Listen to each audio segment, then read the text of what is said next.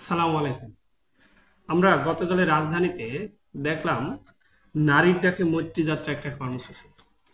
সে নারীর ডাকে মৈত্রী যাত্রার উদ্দেশ্য কি, কেন এই কর্মসূচি, এবং সেই কর্মসূচিতে বিভিন্ন উত্তেজনাপূর্ণ, বিভিন্ন উস্কানিমূলক বক্তব্য প্লাস স্লোগান দেওয়া হয়েছে।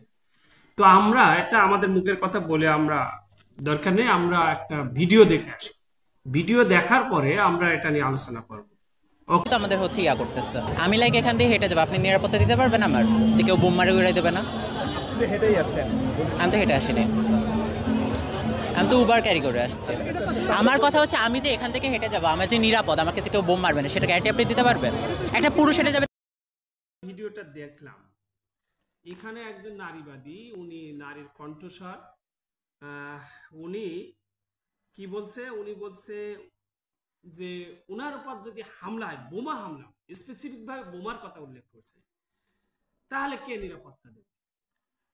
আহ, আপনি কি নিরাপত্তা দেবেন? মানে প্রশ্ন যেটা করছে, ওনার প্রশ্ন করা হচ্ছে আপনাদের কোন অধিকার খর্ব হচ্ছে, আপনারা কি চাচ্ছেন? তখন উনি বলছে আমাদের কোনো অধিকার পূরণ হচ্ছে না।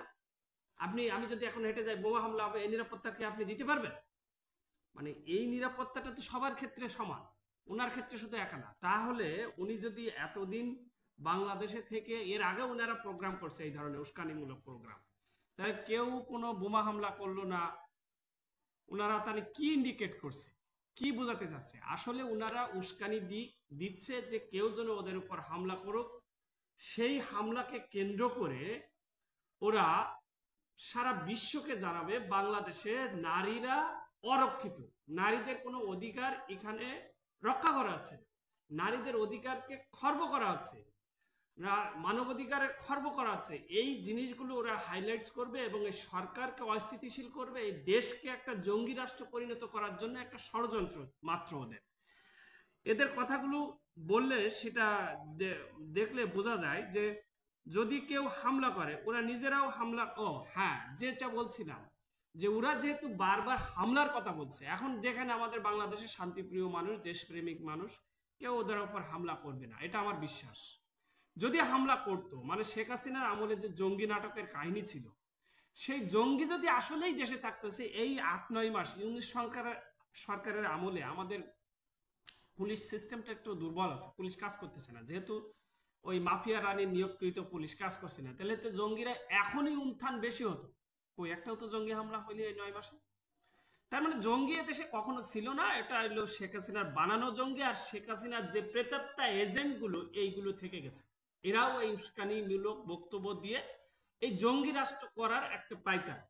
আমি একটা ভবিষ্যৎবাণী দিই, যদিও এদের উপর কেউ হামলা করছে না এবং করবেও না, বাংলাদেশের কোনো জনগণ যারা বাংলাদেশকে ভালোবাসে, তারা কেউ এদের উপর হামলা করবে না।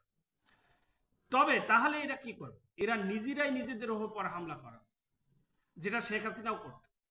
শেখ হাসিনা বিরোধী দলে থাকাকালীন নিজের প্রোগ্রামে নিজের লোক দিয়ে হামলা করা, ঠিক এই কাজটা এরা করবে। এই জন্য আমাদের কি করা উচিত? পরিপূর্ণ সাবধানে থাকতে হবে, অত্যন্ত সাবধানের সাথে পা ফেলতে হবে, এবং আমাদের যারা প্রশাসনে চাকরি করেন, বিশেষ করে পুলিশ সার্ভিসে যারা আছেন, তাদেরকে একটু সচেতন থাকতে হবে।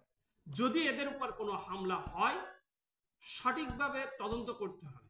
আর আমি যে এই কথাটা কেন কনফিডেন্সিয়াল বলছি, মানে এত কনফিডেন্ট নিয়ে কেন এই কথা বলছি, এত আত্মবিশ্বাসের সাথে কেন বলছি, সেটার একটু কারণ আমরা দেখব এখনই।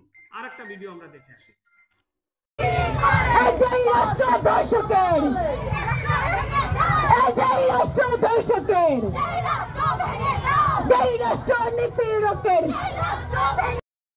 আমরা এই ভিডিওতে কি দেখব, যে রাষ্ট্র ভেঙে দেওয়ার কথা বলছে।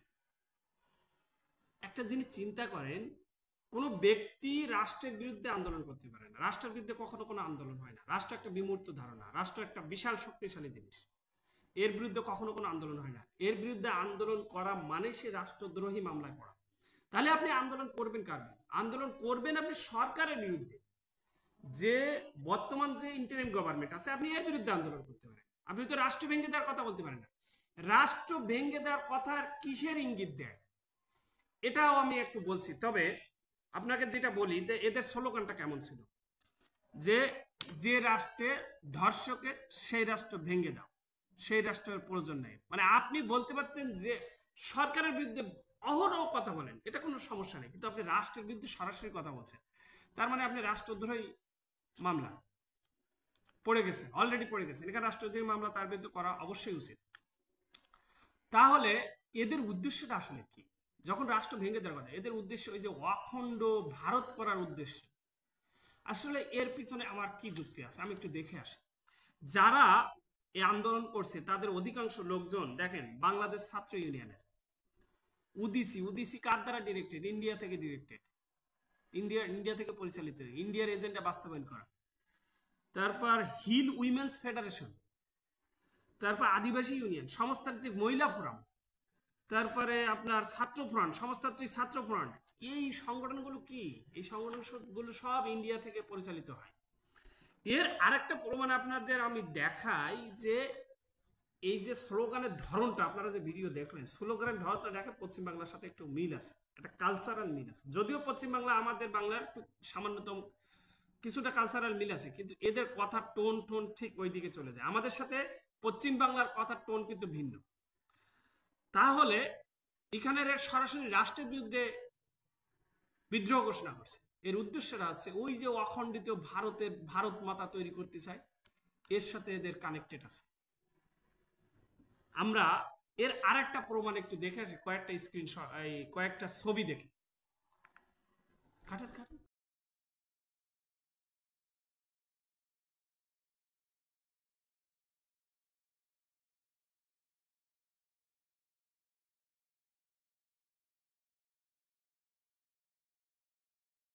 হিজড়া নারী যা আছে সব ইনক্লুডের মধ্যে। তার মানে নারীর মৈত্রী যাত্রায় আমাদেরও যাত্রা, সোজা কথা। আমরা সলিডারিটি প্রকাশ করতেছি, আমরা সেই জন্য এটার সাথে আসি। বাধা এখন আপনারা খুঁজে বের করেন কোথায় বাধা। এই যে ছবিগুলো দেখালাম আপনাদের, এই ছবি কার? এই হোসিমিন ইসলাম। হোসিমিন ইসলাম কে? এই ট্রান্সজেন্ডার। এই ট্রান্সজেন্ডার কার সাথে সম্পর্ক দেখলেন তো? শেখ হাসিনার সাথে, খুনি শেখ হাসিনার সাথে, নট শেখ হাসিনা, মাফিয়া হাসিনার সাথে। তারপরে মাফিয়ার সহযোগী, প্রধান সহযোগী স্পিকারের সাথে ছবি, শিরিন শারমিন চৌধুরী না কি নাম, চাই ওই মাফিয়াদের নাম এত শুদ্ধভাবে আমার মনে রাখারও দরকার নেই। তাহলে আপনাদের প্রত্যেকটা কানেক্টেড দেখালাম যে আসলে আন্দোলনটা কারা করতেছে। মূলত এই আন্দোলনটা ওই মাফিয়ার টাকায় হচ্ছে, ভারত থেকে হচ্ছে, রোয়ার সহতায় হচ্ছে, এবং শেখ হাসিনা এবং এই মাফিয়া রানীর যত সহসার আছে তাদের। এরা তো মাফিয়া রানীর সেবাদার ছিল। এগুলো তো সবই দেখালাম। এখন আমাদের করণীয় কি? আমাদের করণীয় এদের কোনো ফাঁদে পাওয়া দেওয়া যাবে না, এদের পারে কোনো হামলা কিছু করা যাবে না। এরা এদের মতো করুক, তবে আমাদের একটা জিনিস সাবধান থাকতে হবে। আগেও বলেছি, শেষবারও বলছি, এরা নিজেরাও নিজেদের উপর হামলা করিয়ে এটা দেখাবে যে বাংলাদেশে নারীদের কোনো অধিকার নাই, নারীদের অধিকার খর্ব হচ্ছে। এই জন্য পুলিশ প্রশাসনকে আমি অনুরোধ করছি, অবশ্যই আপনারা সাবধান থাকবেন, এবং ঢাকা পুলিশ সার্ভিসে যারা আছেন সবাই অবশ্যই চোখ কান খোলা রাখবেন। আসসালামু আলাইকুম।